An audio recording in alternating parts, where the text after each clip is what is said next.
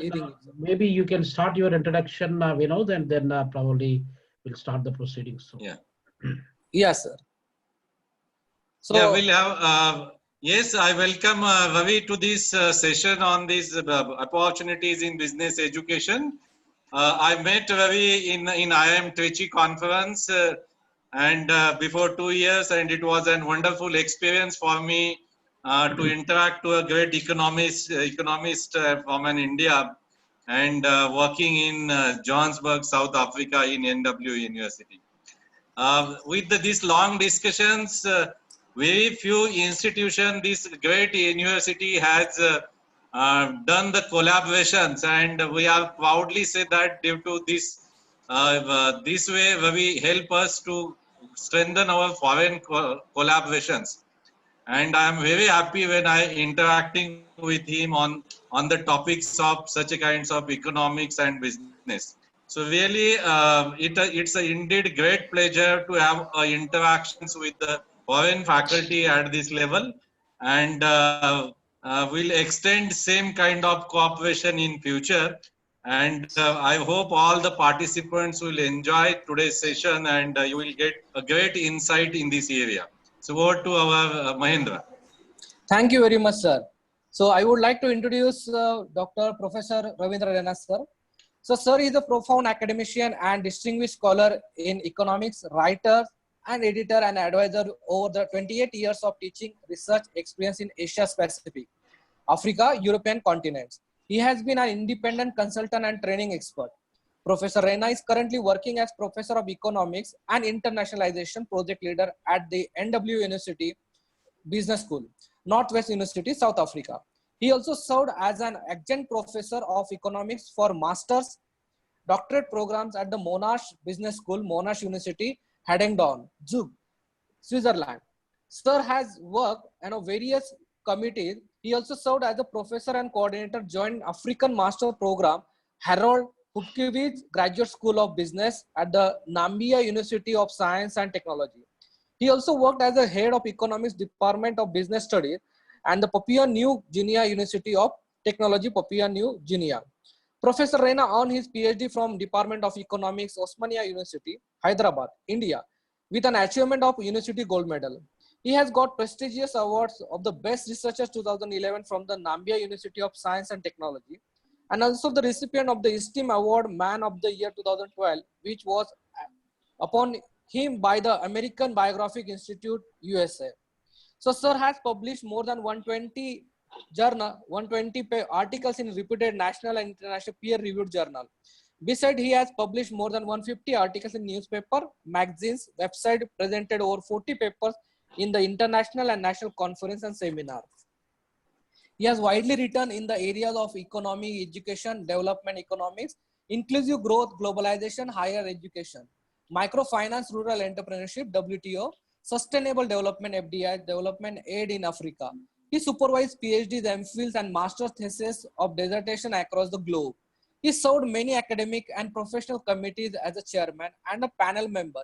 He has also been an external examiner, moderator for master PhDs of different universities of Africa, Europe, Asia, America, and Australia. He traveled to over more than 40 countries in the world.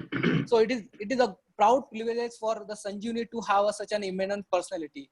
So I would request Rena sir to kindly accept our gratitude and kindly give the guidance to our student faculty about this new area, or rather we would say that it is a very challenging things for us. So over to Rena sir.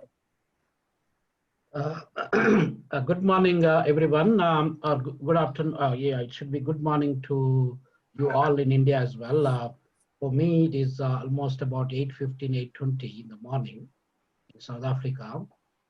Good morning to you all. And it is indeed a great moment and a privilege for me to be part of this particular forum to speak to you about the importance of business education in the global economy. At the outset, I would like to thank the Sanjivani group of institutions, Kopargam, Maharashtra, India, for inviting me to speak to you on this particular day, 25th of June, 2020. Indeed, as Dr. Vinod Malkar, the HOD of MBA, has mentioned about our collaboration, that we signed an MoU, Memorandum of Understanding, with Sanjivani Institute of Management last year, or Sanjivani Institute of, a group of institutions overcome last year. And our MoU is in effective. And then in terms of student collaboration, in terms of staff collaboration, in terms of research collaboration, so that is the kind of MoU that we signed with. So that is one of the first rural-based Indian institution that we signed the MoU with. So that is definitely a pride moment for me to be part of our collaborative institution. And then the other important thing I would like to state here is that it is always good to be with and interact with our youngsters because they are the future of our country and future of this world. And so let me also thank Dr. Mahendra Gawali, the Dean of the Internationalization of Sanjivani Institute of Management and Sanjivani International Office for providing me this opportunity to speak to you today. So without going to much details of that, and then let me also thank one and all to taking part in this particular forum. There are some faculty members. There are also many of them are MBA students, but probably MBA students of Sanjivani Institute of Management. And so I would like to start by saying that there are probably we do have education which has been playing a vital role in the human development. For instance, please increase your voice level somewhat little bit in case. Can you able to hear me? Yes, sir. Yes. Okay. Well, yeah, the point I would like to stress here is that education has been playing a vital role in the human development probably for many centuries. Now, if we quote the quotation of Nelson Mandela, the father of the nation of South Africa, he said that it is because of education a scavenger's son can become probably a manager of a company, and a probably agricultural farmer's son can become the president of the country. So the history has proven to us that the person who was selling the tea has become Prime Minister of India, Mr. Narendra Modi. And the father of the nation, South Africa, Nelson Mandela, was also a farmer child. He could become the president of the country. So there are lots of farmer children. They become the presidents and prime ministers and the probably important persons in the political leadership. They all come from the downtrodden. So that means that the education has been playing an important role in the human development. There are so many people that come from the underprivileged societies. They also proven that they could be the best players in the world. They could be the best knowledgeable people in the world. They could be best CEOs in the world. So that is the power of the education. That is why education is a weapon that can be used for the achievement of many things in this world. So the history has proven that we do have an immense development that has been occurred over a period of time that is possible only through the education. So, and then we have a notion that education, people, they think that it is only in the hands of few people in this world. Education is dividing us, among ourselves, meaning that it is trying to divide the poor and the rich, and only rich can access the education, whereas the poor cannot able to access the education, which is not true. So there are a lot of people, a lot of case studies that we can take into account, where a lot of people that they could able to achieve a greater heights because of the education. So that is one thing. And the other point I would like to mention here that there is a notion in different parts of the world that there are A category students who are super brilliant. They can become medical doctors. They can write the NEET examination, or they can write all the other medical related entrance examination, and they can become medical doctors. And then probably the other group of people within the A category can also become engineers. And then that is the notion that we have. Whereas the B grade people, they can become the managers studying MBAs, studying chartered accountancy, studying business education, and so on. But the irony is that the people, those who are having B grades, they are ultimately going to control and manage the A grade people. Because being the manager, all the doctors and the engineers, sometimes they report to the manager. So that is the beauty of business education. Then the other point I would like to expand here is that the C grade people who become probably between the mark of about less than 60 marks, so they became the politicians. And the politicians on the other side of the coin, they would like to, they are trying to control the A grade, B grade people. So that is what is happening. And then if we look at further down, the D grade people who are literally 50 marks or so, and those people became gundas and rowdies and the mafias. They are controlling A group people, which are doctors and engineers, B group people managers, and C group people politicians were also being controlled by those mafias. And so that is the sad part of it. And the other, yet another important thing I would like to state here is that the F grade people who are failures, maybe with 30 or 40% marks, they become babas, they become probably sadhus, they become sadgurus, they become, all those gurus, and they control all these, A, B, C, D categories. So that is what is happening, probably particularly in the context of India, and maybe it is also applicable to many other parts of the world as well. So with that, ladies and gentlemen, let me take you to the business education side. What is this business education, and when this business education has started? And what is the role that this business education has been playing in the global economy or in the development of this probably world in terms of the expansion of the business, in terms of growing the business, and so on. So if we realistically look at business education is not an old education as such. We do have medical education or engineering education, which is relatively older than the business education. For example, if you look at the history, the roots of business education, who started this business education? In fact, we all must be heard, the students who are probably in the field of economics might have heard the name called Jean-Baptiste. Jean-Baptiste was an economist from France, probably about 123 years ago, in about, 200 years ago, 1819. That is Jean-Baptiste is the one who coined the business education. And the first business school was established in France. So that is ESCP. So that was the first business school that we can have the roots if we link up. So if we look at Manusmrita, Manusmrita is considered to be the father of medicine. And so meaning that probably maybe more than 2000 years old,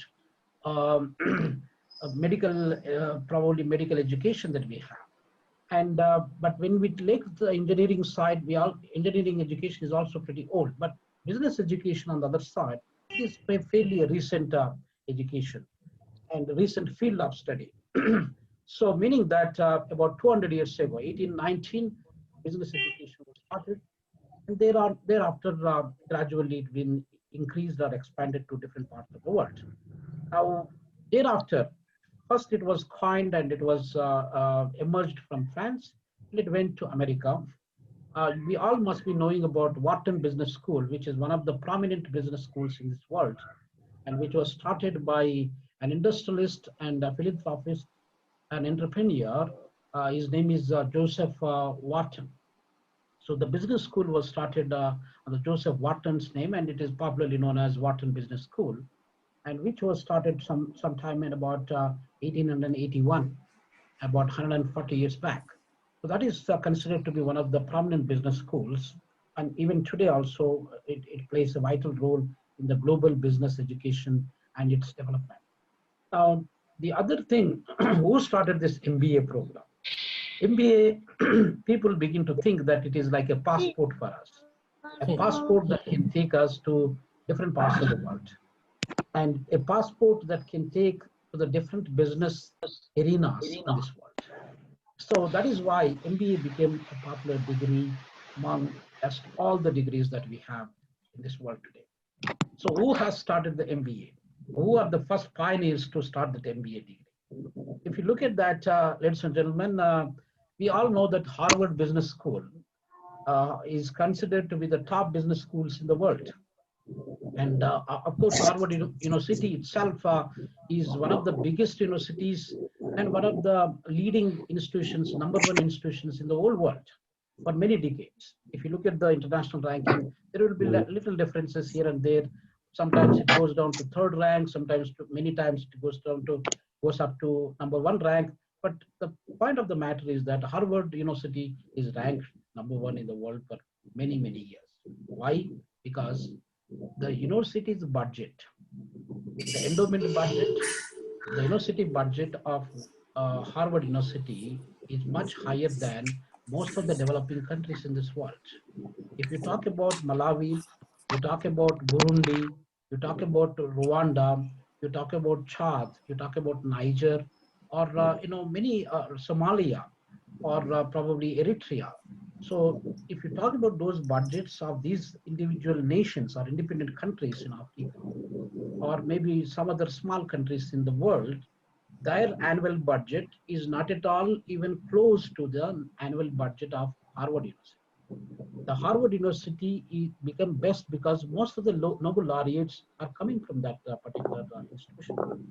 So, ladies and gentlemen, I would like to mention here that Harvard Business School is one of the top business schools in this world. When they have started the MBA program, it is not long time ago. It was just about 112 years ago. So plus minus, they started about 1908. So that was the time that they started the business school. And if we realistically look at the picture, the number of faculty members who are working for that particular business school for that MBA program more than 112 years ago, there are only about 15 faculty members.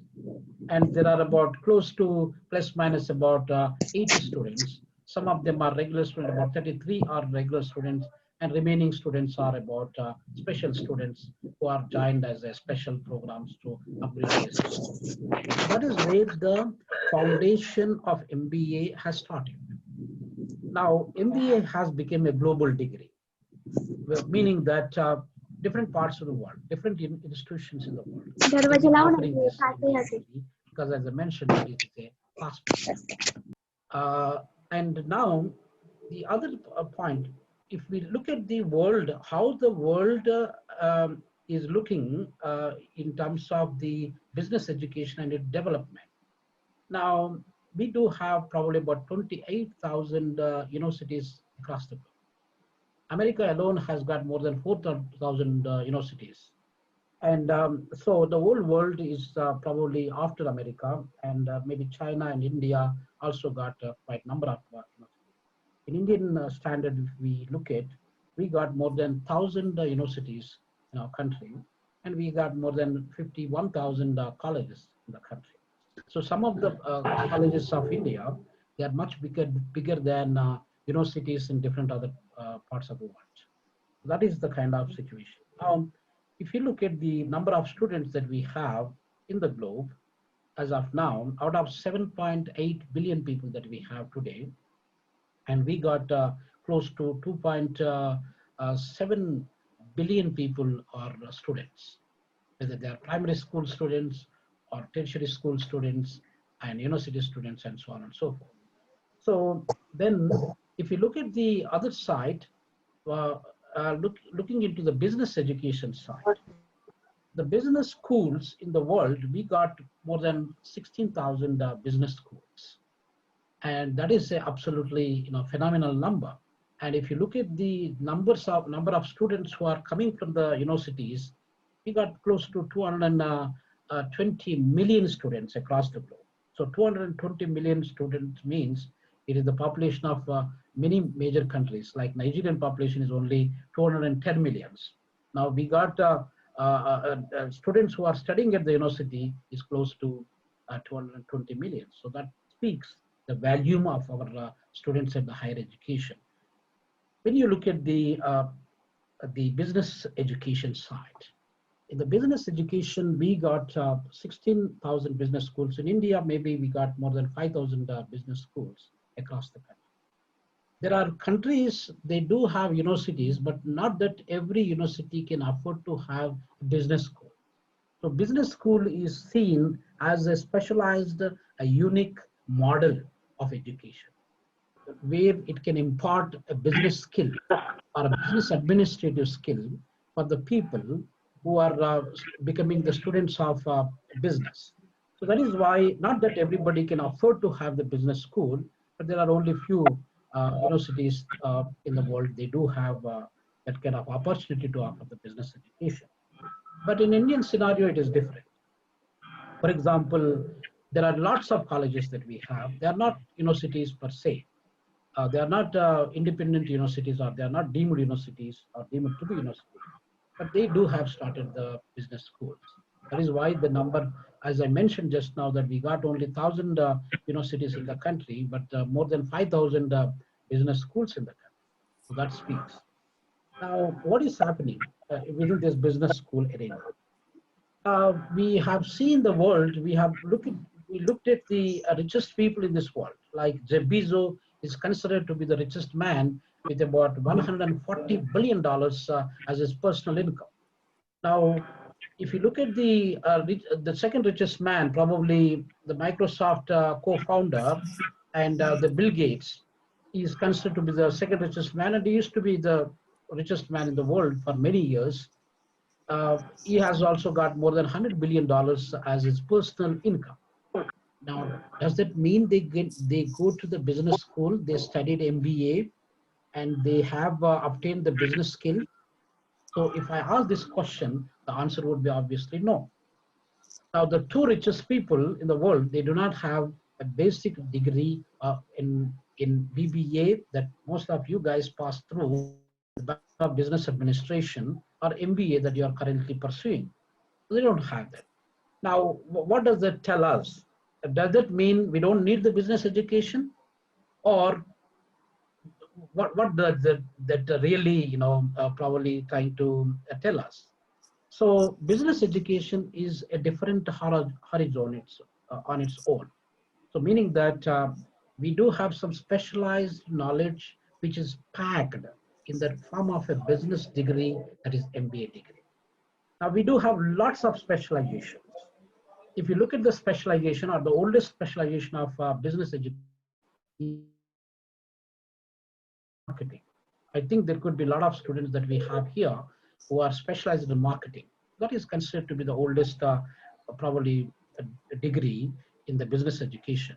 Now MBA sales and marketing, it is a fully developed package of its own that can impart the specialized skill, knowledge, and give that specialty so that they can try to promote the sales, they can try to promote the business. Now, the guys who did MBA sales marketing, they can sell the ice at they can sell the ice for the Eskimos. You can imagine the situation. So Eskimos, they are living with the ice itself, and an MBA degree holder who obtained specialization with the marketing and sales, they should be able to sell the ice to the Eskimos. That means they are specialized. So ladies and gentlemen, and we do have so many other specializations. From time to time, they cropped up, they developed, they expanded. Now we do have MBA entrepreneurship to promote the entrepreneurship business. And we do have MBA logistic and supply chain management. We do have MBA in information technology. We do have MBA in finance and economics, or probably MBA economics different and maybe finance different, or probably sometimes they are together. So we do have so many courses. Management information system is also probably some of the specialized courses. We do have HR, the human resource management. We do have probably pretty other courses that are depending upon the demand that keeps on changing from time to time. So we've been developing those MBAs from time to time. So this is in a nutshell that these are the different courses. We got organizational behavior, we got the statistics, we got probably business analytics, and we got artificial intelligence, and so many other courses that are coming up in the recent past. So this is what we have for the MBA. Now, what these MBA holders are going to do in terms of promoting the business and how that the business will impact and create a kind of greater significance for the global economic development. That is one of the important issues that we would like to discuss about. Now, we all know that if I talk about the global business, or sorry, global economy, a global economy is probably, let me give you some highlights. We have a global economy which is of about $86.6 trillion. That is the total income of this globe per annum. And we got the richest countries like America, which has got more than $23.5 trillion. By and large, it's contributing about 25% of the total global income. Now we got the second largest economy, which is none other than China, got about $14.6 trillion, close to $15 trillion. Now the third largest economy is Japan, which is about $7 trillion. The fourth one is Germany, about $4.2 trillion.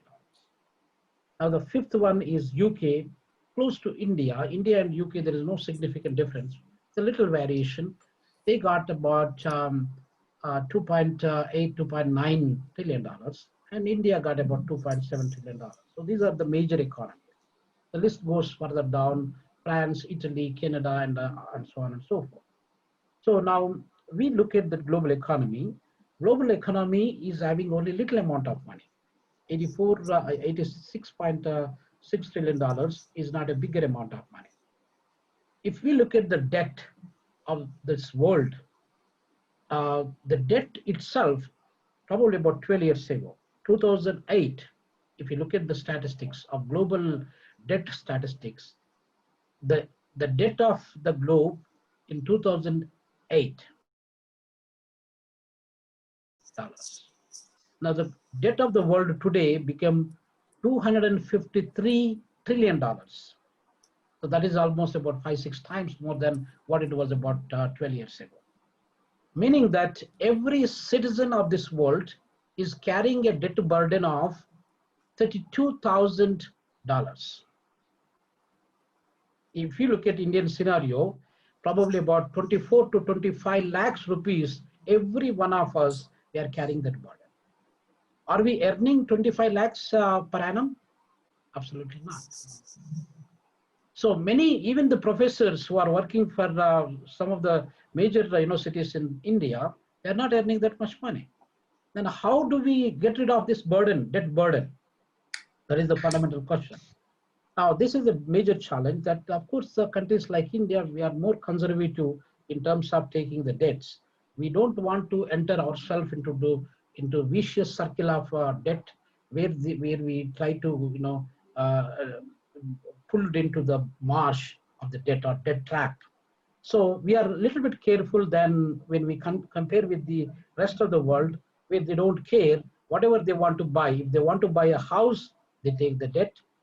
If they want to buy a car, they will take a debt. If they want to buy furniture, they will take a debt. That's how they live. That's why if you look at America, although it's the largest economy, as I told you just now, but it is having, if you look at the debt to GDP ratio, that is 106%, meaning that if they have $1 as their income, their debt is $1.06. It doesn't make sense. And if you look at Japan, is the third largest economy. It used to be the second largest economy for many years. Now, 237% of the debt of Japan is 237 as percentage of its GDP. That's not right. Even countries like Greece, Greece has got economic turmoil in the recent past. Greece also got more than 180% debt. So it doesn't make sense. If you have, we economists suggest that if you have a debt of probably 33% and your assets are maybe worth of 1 rupee or $1, and from that, if you take the debt about 33%, you can manage. If you go more than that, then you are trying to create you are trying to dig your own grave. So that is what. Now, the point of the matter here, I'd like to stress upon that the business education, with the skill that you obtain from the business school, you would be more confident. You would try to create a scenario where you try to adopt the turnaround strategies. There are so many cases we have across the globe that the businesses absolutely gone down, meaning that they've been grow up like one of the biggest companies in the world, and then immediately there's a sharp fall in their development, and then they almost become bankrupt. So a business education can try to change that kind of paradigm in a scenario that you got the skill, you got the analytics, you got the statistics, you got the economics, you got the finance knowledge. So with all the knowledge, you got the HR skills, human resource skills, all this knowledge and skills that you obtain, that you can try to make a turnaround strategy, meaning that you can change such kind of companies into a well grown up corporate sector that can be again become one of the important sectors in this world. The history taught us so many lessons that there are so many companies that we have seen, like Konica. We used to have cameras before. I think maybe a decade ago, or probably 1.5 decade ago, Konica Yes. camera, Kodak camera, Kodak. Sony camera, Sony camera. We do have those. Now nobody is using the cameras. Hardly we see some old people who are coming as a tourist. They will use the those cameras. But other than that, you use your own probably smartphones. So that is the kind of, it is a paradigm shift. Now we used to have, when I was a student, probably 30, 35 years ago, we know the typewriters. But probably there's no surprise if I ask the question to our students here that, did you ever see this typewriter? They may say, no, we didn't. So typewriter is gone, disappeared. Now there are so many things that have been disappeared from this world because of the technological advancement, because of the radical change, radical transformation that is taking place from time to time. So meaning that there are some companies which are trying to adapt with some kind of technologies, they have to shut down their businesses completely. So an MBA holder with a business skill, he can or she can able to change that kind of scenario and into a scenario where they can try to raise the business to and more than what it was before. So that is the type of skill that you guys should be able to adapt.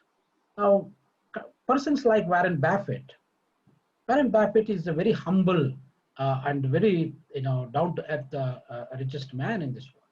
Warren Buffett says that he doesn't have any MBA degree as such.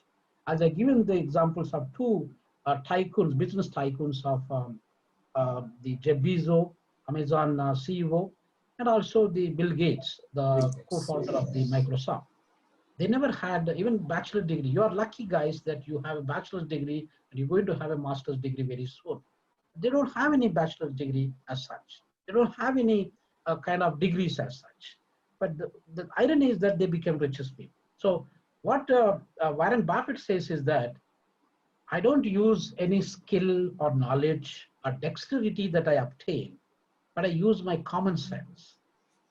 My common sense is my biggest knowledge. So with the common sense that pushed him to the direction, to the trajectory that made him to become one of the richest people in this world. Richest person. So, ladies and gentlemen, what I'd like to mention here is that I think in the interest of time, that I would like to state you need to have the business education, which is important. You need to have the business skills, and that will also develop your confidence level as an individual, as a manager of a company, or as the CEO of a company, that you can try to develop, you can try to see different things in a different angles. It's not that, it's not like a one-way system. You need to think outside of the box. Whenever there is a challenge that I have, a challenge that you have as a CEO may not be the same. The challenges will vary from place to place, from country to country, from business to business, from company to company. So you need to see what would be the practical solution that you think, or that some of your experts think about. And accordingly, you have to change. Now, ladies and gentlemen, as I mentioned to you that the medical doctors are considered to be the top cream of the students, students group. A That's what we think. category. Engineers also we think that they are the top screen. Which is not true. Take our CEO, the Google CEO, Sundar Pichai. Sundar Pichai.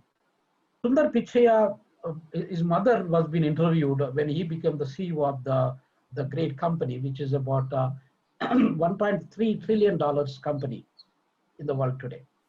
So, and such a biggest company that grew up from the small scale. They started, Larry Page and Sergey, they started because they're unemployed guys.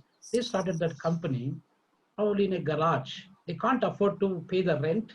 So the cheapest rent that they could able to afford was garage. So they were living in a garage. They're trying to do some petty things here and there to make a living. So that is what the history of Google. Today, you look at Google, probably in about a very short span of less than 2 decades time, where the Google it was and where the Google today. It is one of the biggest companies in the world. Now, what I'm trying to tell you here is that, ladies and gentlemen, that Google CEO Sundar Pichai, if you look at per 1 minute how much money is earning, you Google yourself, then you will understand what I'm talking about. For 1 minute is income. So his mother was being interviewed, and then she was telling that that my son, he tried to get the medical degree, but unfortunately was not successful. But at least he got this probably small management education, and so she's considering that management education is something smaller than the medical education. She didn't know that there are thousands and thousands of doctors are in the hands of, or thousands and thousands of engineers are in the hands of Google CEO CEO. Sundar Pichai. She didn't know that. So what I would like to tell you is that whatever you do it with your heart, with your soul, with your mind. Then you will become one of the greatest personalities in this world. So it is not that education alone can take you, but there are various other factors that can also contribute for your development as an individual, as a business leader, as a business tycoon. So those are the things. And we will also now, for example, I've been teaching MBAs for many years, and I have students in South Africa who has been practicing as medical doctors. Probably for 20 years, they've been practicing as medical doctors. Now they wanted to study MBA. So they became MBA students now. Some of them, they completed their MBA degrees, and some of them currently I'm teaching some of the medical doctors.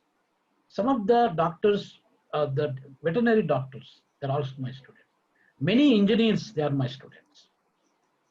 So you all can understand that even the guys those who studied the engineering degree, they might have studying at the Sanjivani Institute of Management, they might be studying MBA degree. There's nothing wrong.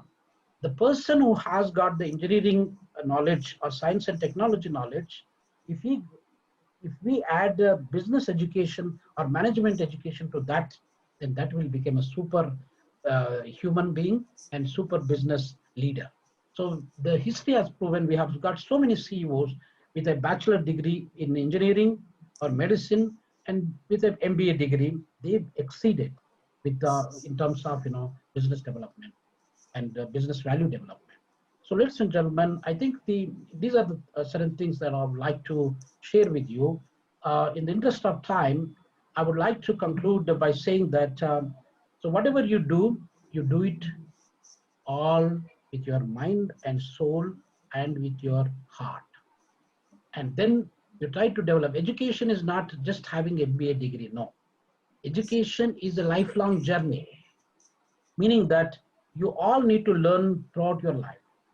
That is why we all know that the don't stop learning, because life never stop teaching you. So you should always become a student.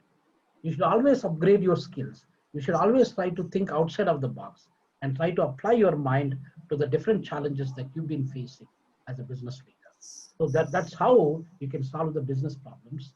That's how you can promote the business of your own company, your own organization, and eventually you contribute not only for your country, for your company's development, but also your country's development, but also your global. So ladies and gentlemen, with this few remarks, I would like to conclude my presentation.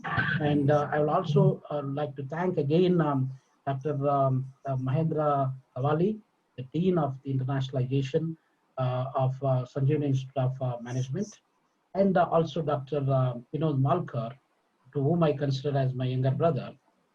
So for giving me this opportunity to speak to you this morning. And thank you one and all for taking part in this forum. And if you got any questions or clarifications, I'll be very happy to answer. Thank you. So thank you very much, sir, for delighting this such a great and such a very novel experience, your vast experience to us. So I would like to just quote here the one very great sentence given by, am I audible? I think there is some noise. Yes, Mahendraji, yeah, go ahead. Yeah, yes, sir. Yes, sir. Yes, sir. The person is a student till his last breath. Sir, you have given us the same kind of the feeling. Thank you very much, sir. In upcoming days, we will definitely put these things, put your views in our life. So I request Dr. Vishal Tidke to conclude this session by giving the vote of thanks. Over to Vishal Tidke, sir. Uh, Thank you, Professor Dr. Gaudi, Dean International Relations, Sanjivani College of Engineering.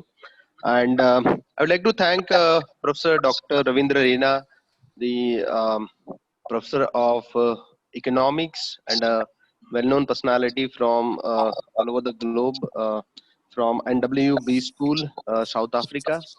And it is indeed a great pleasure for students of India, especially students of Sanjeevani Group of Institute, to have such a great international exposure, whereby Professor Ravindra Rena has um, remembered us some of the famous personalities of the world, and that too from different corners of the world. Rightly started with the story of Nelson Mandela and a tea seller, Honorable Narendra Ji Modi. He further quoted upon the names of Warren Buffett, talking about his common sense, which is the need of an hour for any B school student to be successful.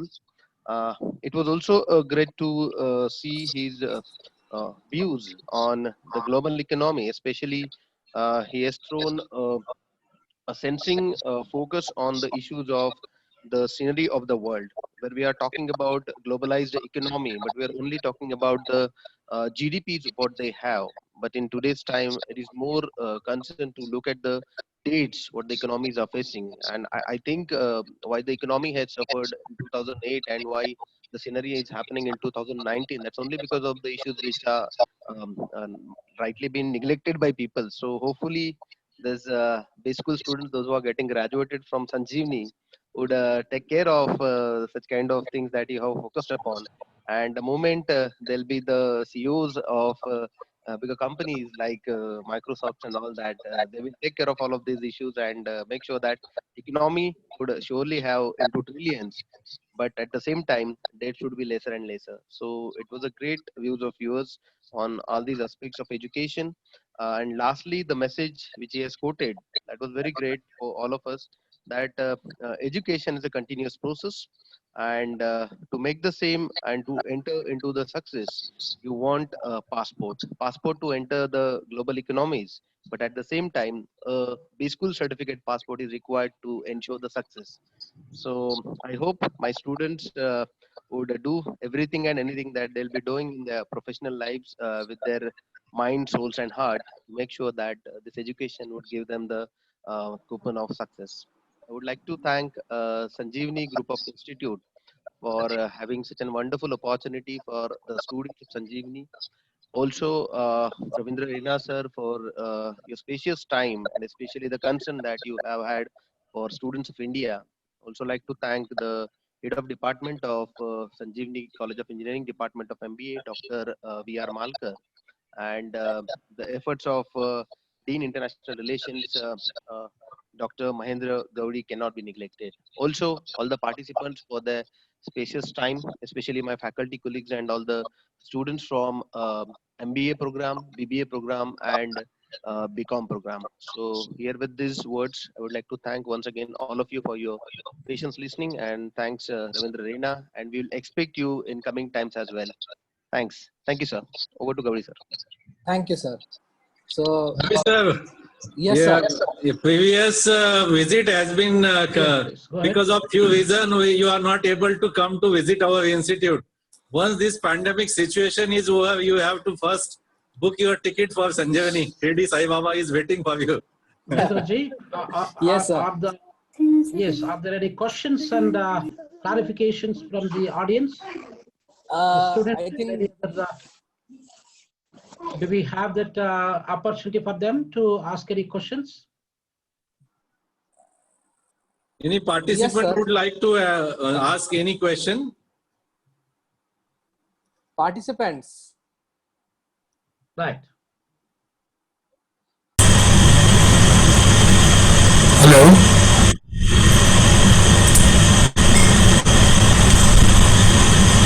Hello, can I ask a question?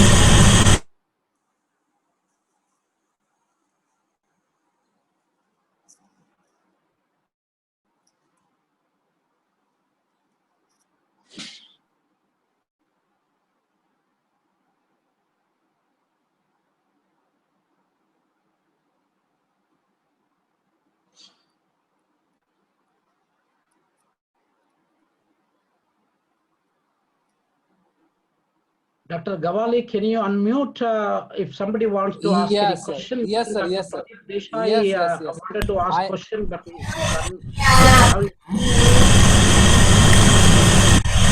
Can you hear me now? Doctor?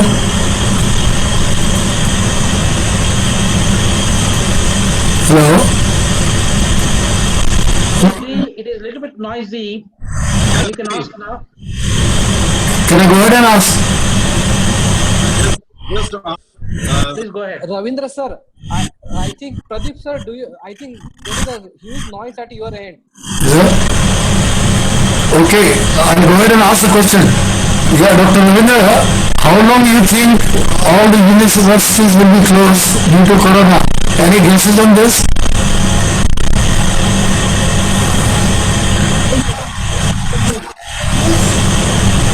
Hello? I couldn't hear your question, Pradeep ji. I think you are saying how long, what is that question? How long the corona will continue according to you? The universities will be closed and all webinars only will be the anything. Pradeep ji, that is a wonderful and a complex and very tough question to answer. I think that probably the rate of corona will stay, even though there are a lot of news that we are hearing from different parts of the world. Mahendraji, can you just unmute Pradeep sir? Okay, sir. Okay. Yeah, can you mute him? Yeah. Yes, please. sir. Yes, Thank I'm you. muting. Can Yes. you hear me now? Yes, sir. We are hearing you. Please, sir. Yeah, Dr. Pradeep ji was asking a question that how long do I think the corona will continue? So that is a bit of complex question, but my feeling is that you see the world has got a history, and we have a Spanish flu, which was started sometime in 1918, and it probably gone up to about 3 years down the line, about 1920. That's the time span of the Spanish flu. a Spanish flu affected 100 years ago more than 500 million people across the globe. And whereas the number of deaths that the Spanish flu killed was only 50 million people. That is about, by and large, 10% of that total infected people. Population. So if we look at that scenario, by and large, we got the SARS, influenza, we got so many other diseases keep coming every now and then. And if we look at this coronavirus, though we are hearing a lot of news on daily basis that the people are having some medication, people are testing the vaccine in UK. Yesterday I was watching BBC, and different countries. Italy was also progressing. India was also progressing a lot in terms of the medication and stuff like that. But nonetheless, the effect of this virus will stay at least 2 to 3 years. So in a nutshell, that would be my answer.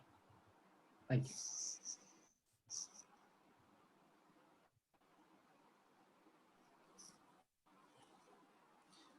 So any other want to ask any doubt, any question? Ravi, previous time we are not able to organize your visit because of you have less somebody time. is posing a question that, sir, will you throw a light on effect of corona in South Africa? Well, let me also share that a situation what we are facing here. Literally exactly about 3 months ago, that was on 26th of March 2020, the government of South Africa realized the impact of the coronavirus, and then they decided to have the lockdown. So we are having the strictest lockdown in the world. Probably more than 250,000 people, 250,000 people were arrested for the past 3 months. That shows how strict we are. And so the infection rates are climbed up. We are the largest in African continent. We got about close to 110,000 cases, 110,000 cases that are infected. Although our recovery rate is also more than 50% of that infected rates, probably we got more than 57,000 people got recovered. And then the death rate is also climbing up. That is a bit of scary part. About 2,000 people or more than 2,000 people died so far. If we look at the figures of America, where you got more than 125,000 people died out of the virus. In Brazil, probably about 55,000 people died out of the virus. And in UK, about 53,000 people died out of the virus. And in Russia, probably about close to 10,000 people died out. So if you look at those figures, this 2,000, 2,500 figure will look a small figure. But the danger is that it may climb up. Even before yesterday, I was following the statistics and the progress of this disease in South Africa. 111 people died in one single day, in 24 hours. That is a scary part. And Western Cape, which is, I used to work in Western Cape in Cape Town. Cape Town considered to be one of the smartest and the most beautiful places in this world, in the top 10 cities in the world. So Cape Town and the Western Cape has got more number of infections. Probably more than 60% of the total infections of South Africa coming from Western Cape province alone. And the Northwest province, where I am situated currently, we got less number of cases. Probably our death rate may be about less than 20, and we got infections less than 200. So if we compare with those, I mean, we will feel that we are safe, but absolutely nobody is safe in this world, because no one knows what is going to happen tomorrow. And it is difficult to distinguish who is having the virus, who doesn't have a virus. So we only need to take care of ourselves. That's probably those 5 blind principles that we need to follow: wearing the mask, washing the hands, using the sanitizers, maintaining the social distance of 1 to 2 meters. And those are some of the things that we need to follow and practice, and eat the healthy food, do a bit of exercises, and maybe eat as much as you can eat the lemons or maybe C vitamin products. And these are the things that probably one I can advise. I'm not a scientist or a medical doctor to say this, but through a rudimentary knowledge that I have as a layman, as a simple man, that is what I would like to share with. But I think that is what I would like to state about South African situation. The situation is getting worse. We are in the level 3 lockdown. We have level 5 lockdown, which is the top lockdown situation that we had, I think, until end of end of April. Then we moved to from May 1st to May 31st last month. We moved from level 5 to level 4, and now this month, June, 1st of June until this month, we got level 3. So we got level 3 restrictions at the moment. Despite of the levels of restrictions that we have, the virus rate has been climbing up gradually. There are so many cases, and the 1st of March, there was only one death was occurred in South Africa. And maybe the first week of March, not even 3 people died. Now we got more than 2,000 people. That is the scary part. A lot of businesses got affected by this. Probably 1.8 million people in the country. The labor force is not that big enough. We got only 15, 16 million people, they work in different fields. Now out of 16 million people, who, the labor force, now 2 million people, close to 2 million people got unemployed, means that will have a detrimental impact on the economy and also the living standards of the people.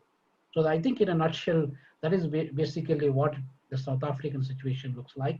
And we are largest in the African continent, and many countries in Africa, they are probably having very few cases. Thank you. So, sir, one question from my side. Yes, sir. Sir, how much time it takes to settle down all the world's economy? Yes, that is a great question, Mahendraji. You see, the world is facing a kind of complex and complicated situation. So meaning that we could not able to anticipate what is happening now or what is happening tomorrow. Although we do have so many scientists across the globe, we have top-rated econometricians, we have top-rated economists in this world. Or we got bigger institutions such as IMF, International Monetary Fund, we got World Bank, we got OECD, Organization of Economic Cooperation and Development, and we got so many other top-rated, maybe Goldman Sachs, different companies that we have. When it comes to this particular issue, the data that they used to obtain, and that data value and the data quality has been diminished drastically. So without having a solid database, we cannot make a forecasting, a proper forecasting. We will say roughly, okay, this we will take another about 15 to 20 years down the line to bring the economy back to the track. Now, IMF itself, IMF estimate, I think in April, about 2 months ago, it was saying that the global economy is contracted 3%. And IMF yesterday was saying that, I was following the Director General of IMF, Kristalina. She was saying that, and also we have Geeta, the chief economist of IMF, and they were coming back and they were saying that it will contract 5% in the global economy. Now, Indian economy will be contracted more than 7%. UK economy is contracted more than 10%. So we do have different scenarios across the globe, but the number of people unemployed by this situation for the past 6 months has been going up. Now, to bring those economy back, for example, we have people who are working in the food business, more than $3.4 trillion coming from the food business. And those people who are working in the food business, they got unemployed. They can't work anymore. The millions of people who are working in the informal sector, they got unemployed. Now, small businesses, a lot of people, they got unemployed. Airline industry, banking industry, transport industry, and sports industry, every industry has got immense losses. They were trying to say that the losses that we have out of $86.6 trillion, that's the income that we have in the world, more than $10 trillion got disappeared already. Now, to bring this kind of catastrophic situation back to the normal, as an individual, as an economist, I believe that it takes at least 10 to 15 years to bring it back. That's why we believe that there's a V-shaped phenomena where we are declining drastically. We can also rise drastically. But the rising will take a time. Maybe it takes about 15 years. Thank you. It's a huge spirit, sir. Yes. So any question from student side? So probably this would be the last question that we will ask to the sir. Any question from student side?